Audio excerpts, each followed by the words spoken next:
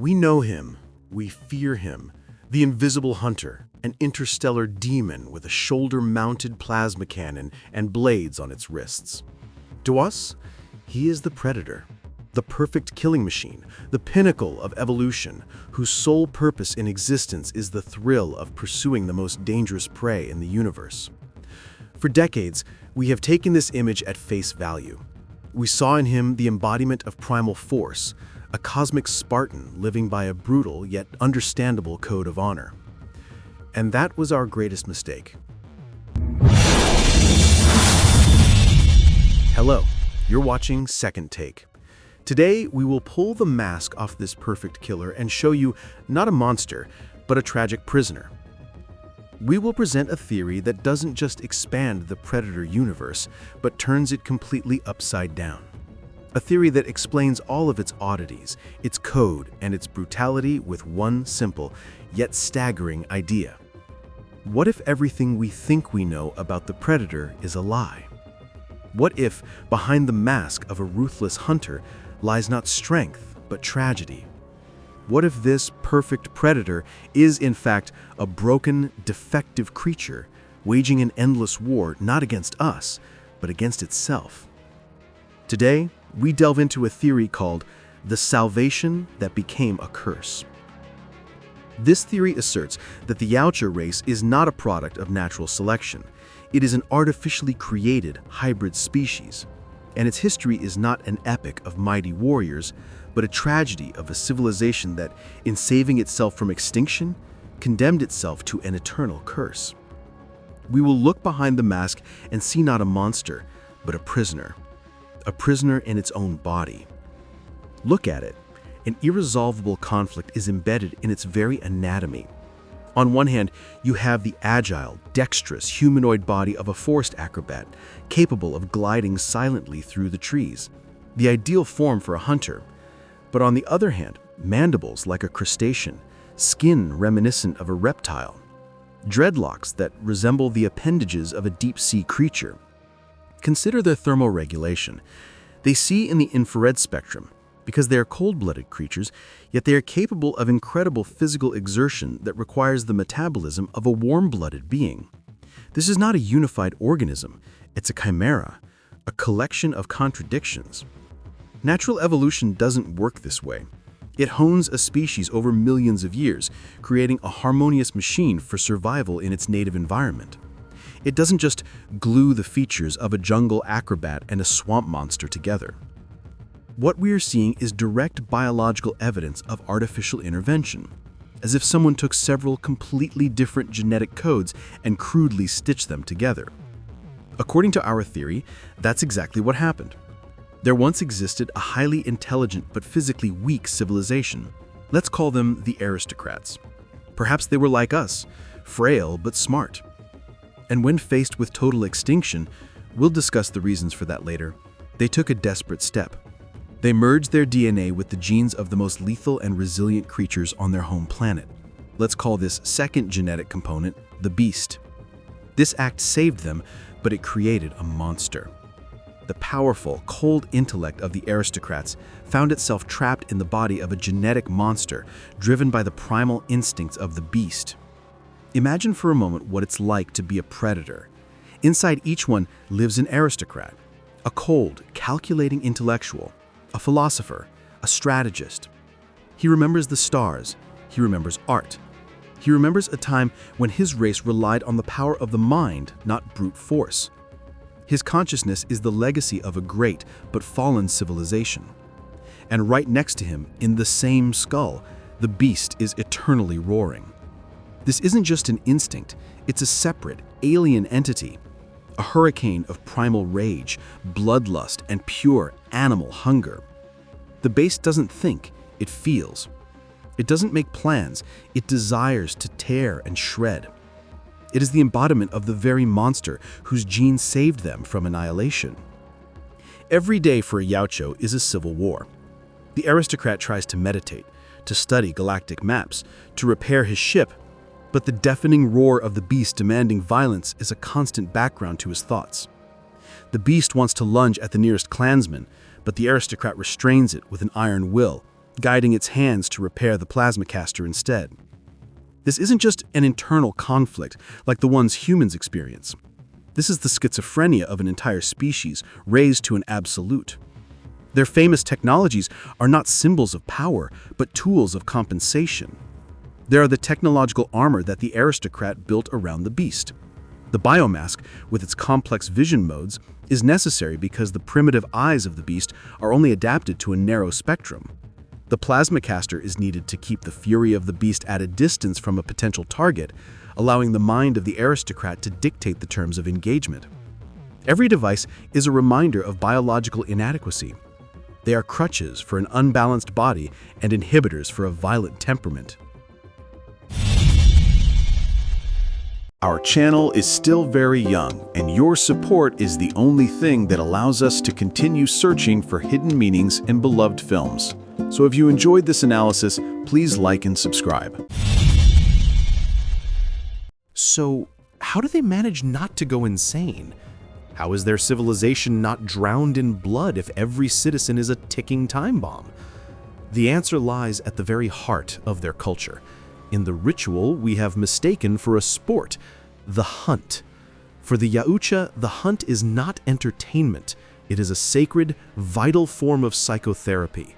It is the only way to maintain a fragile sanity by letting off the steam of their wild instincts. It is a complex ritual designed by the aristocrats to give the beast what it craves, but on their own terms. Let's dive into the psychology of the hunt. It all begins with the choice of a target. This is not a random process. The aristocrat seeks not easy prey, but a worthy adversary. Why? Because a simple slaughter would bring no relief. That would be a surrender to the beast.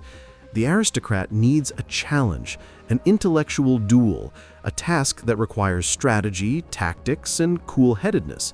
He needs to prove that he, the mind, is still in charge. Then, the ritual itself begins. The journey to another planet is a way to isolate the madness, to take the internal war beyond the borders of their home. Imagine, if they hunted each other or on their own homeworld, their civilization would collapse within a generation. Interstellar travel isn't just logistics, it's the spatial isolation of a pathology. Earth, with its endless variety of dangerous species and warrior cultures, is the perfect therapeutic clinic for them. And that's where the code of honor comes in. We always thought it was a sign of nobility, but in reality, the code is a therapeutic tool. The prohibition against killing the unarmed, the sick, the young. This isn't a show of respect for the victim. It's a demonstration of control over oneself. The beast within screams, "Kill! He is weak. It's easy prey." But the aristocrat answers no. Every time a predator backs away from a defenseless target, it is not an act of mercy. It is an act of self-affirmation. It is the victory of reason over instinct in their eternal internal war. Recall the scene from the first film when the predator finds Anna, the unarmed female hostage. He scans her, sees she's not a threat, and simply leaves. We admired his honor, but now we understand. A storm was raging inside him at that moment. The beast demanded blood, easy prey, instant gratification. And the aristocrat, gritting his teeth, or whatever they have instead of teeth, forced the body to turn and walk away. That wasn't mercy, it was a triumph of self-control. The hunt itself is a dance on a razor's edge. The aristocrat loosens the leash, allowing the beast to enjoy the chase, the power, the thrill. He uses its animalistic strength and senses. But he never lets go of the leash completely. He guides, he restrains, he transforms chaotic rage into the art of tracking. Each phase of the hunt is a separate battle for control. Stalking requires patience, a quality of the aristocrat, but the beast strains forward, demanding an immediate confrontation. Setting an ambush requires composure and calculation, but the beast craves a direct assault.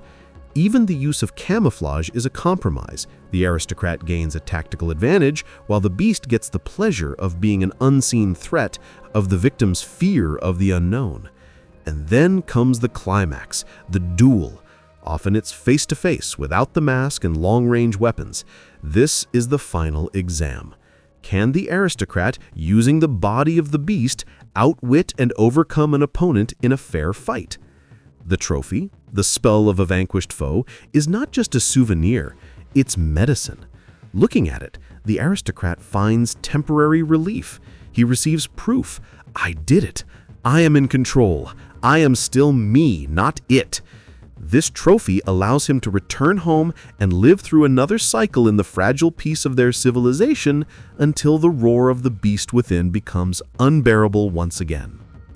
But what unimaginable horror would force an entire race to commit such a conscious act of self-mutilation? What could be more terrifying than willingly implanting a monster inside oneself? The answer can only be one thing: complete and final extinction. Perhaps it was a military defeat. The aristocrat civilization encountered an enemy like the xenomorphs, a biological weapon that could not be defeated by technology alone. Imagine a sophisticated, refined race relying on machines and reason suddenly discovers that their foe is immune to radiation, adapts to any poison, and shatters their fortifications with sheer biological force.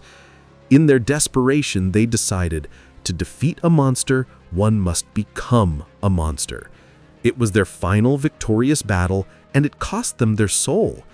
Perhaps their obsession with xenomorphs, which we see in the extended universe, is not just a search for worthy prey.